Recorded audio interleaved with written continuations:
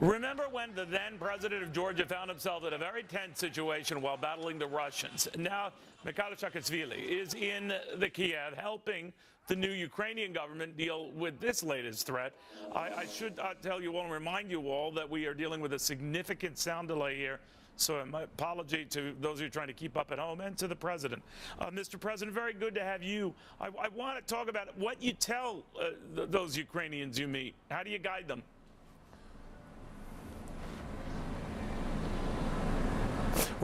Very good to be back to your show. Well, I certainly advise them to exercise maximum degree of self-restraint, but also to get ready for the worst, because Vladimir Putin certainly is going to not going to stop. He has planned for full grab of Crimea.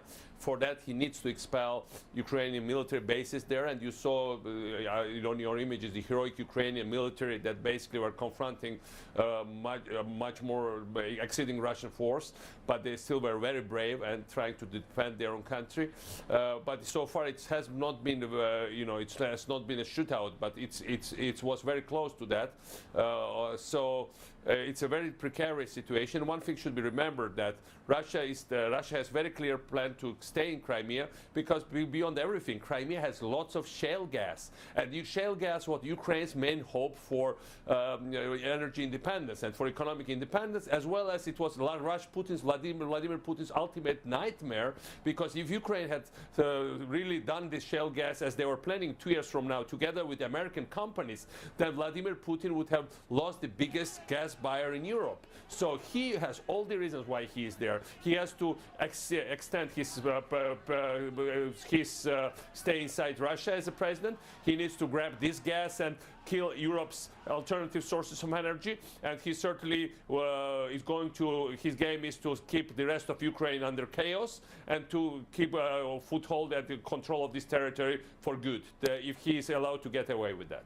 Mr. President, how far do you think he'll push it, though? On paper, he has lost a lot of money, as have a lot of Russian oligarchs, when the Russian market tumbled, be it in energy and Lukoil, and a lot of natural gas concerns that have tumbled in value on growing concerns about their stability.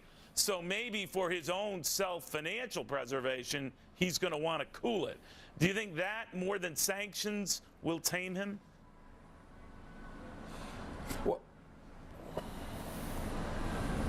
Well, he actually said, his people said continuously on Russian television that they said, remember last time over Georgia, we also lost big part of our money, but we got it back. So it will go away. And I think his tactic is very clear. I mean, grab the territory, then allow the West some kind of face saving to to just leave the situation, switch the attention to some other situation somewhere elsewhere in the world, lay down for a while, and then extend his own political existence inside Russia, because this kind of perpetuates his political life, and then go for another land grab. So it will be a never-ending story of destabilization unless something permanently is done now. I think it's not about only just markets. Markets are reacting to whether the West is really serious about taming this guy. Taming means there are lots of sanctions. You know, like last time I was in Florida, it's full of kids of Russian oligarchs and oligarchs themselves. There are mansions. You know, there are lots of Russian government officials that have bought mansions and houses and apartments and other property there. Most of their money is in the U.S. and European banks. I would say more than 90%. Putin himself is the richest corrupt guy in the world, and it's well known. It's well known for fiscal, for IRS people in the U.S., but it's also very well documented by Russian anti-corruption crusaders. So there are so many leverages that the U.S., if it's decided, can employ to tame him. And one thing should be remembered: President Obama said he will have to pay cost for it. Now, and this was something the right to say, but the point is that it was also said after the war in Georgia that he will have to carry cost, and he didn't really have any serious cost.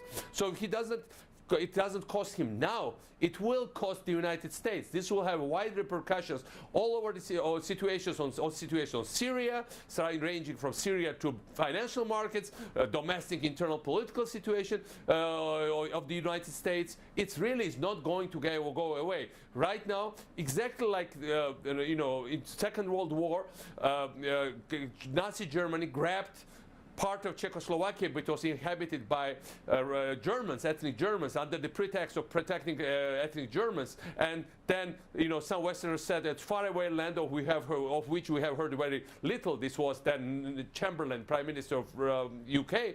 Exactly the same way some politicians in the West say, well, we don't really have interest. We need to think about it. Well, the problem is that, as we know, the thing didn't stop back then in previous centuries. It escalated to Second World War. Now, I'm not thinking that this will escalate to the Third World. However, it will escalate into serious, grave problems for Europe, which is the zone of the U.S. vital national interest. It's really the U.S. interest, because U.S. has benefited from the post-Second World War order, post-Cold War order in Europe, and the U.S. has everything to lose with collapse of that order. And this thing in Ukraine is going to lead to collapse of the order, of which principal beneficiary of which is the United States of America. He told a Russian reporter not too long ago that I have a backbone, that I stand for something.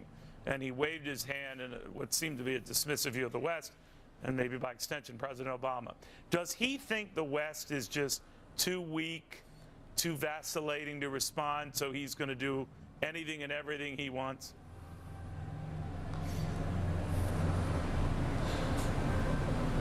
Look, the guy today at the press conference, he basically almost made fun of the whole world, because he was looking at the cameras and so outright shamelessly saying, oh, these are not my troops. Some people purchase some military uniforms, some equipment, you can get them anywhere. They look Russian troops, they behave Russian troops, but these are not really Russian troops. These are some, maybe extraterrestrials that just pretend or masquerade to be Russian troops. But the reality is very clear. I mean, the guy that can lie like this in 21st century is dangerous. And the reality is that when last time I met him in 2008 in a run-up to the war, he told me, well, your friends in the West promise you lots of nice things, but they almost never deliver. I don't promise you nice things, but I certainly do deliver.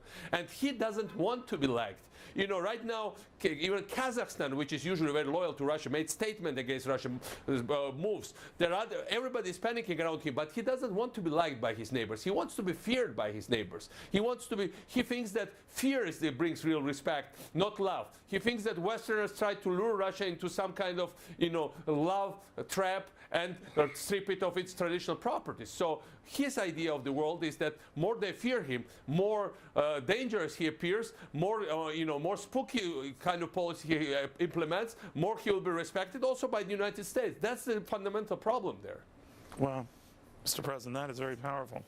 To be feared, fear me. Don't like me, fear me. A little more after this.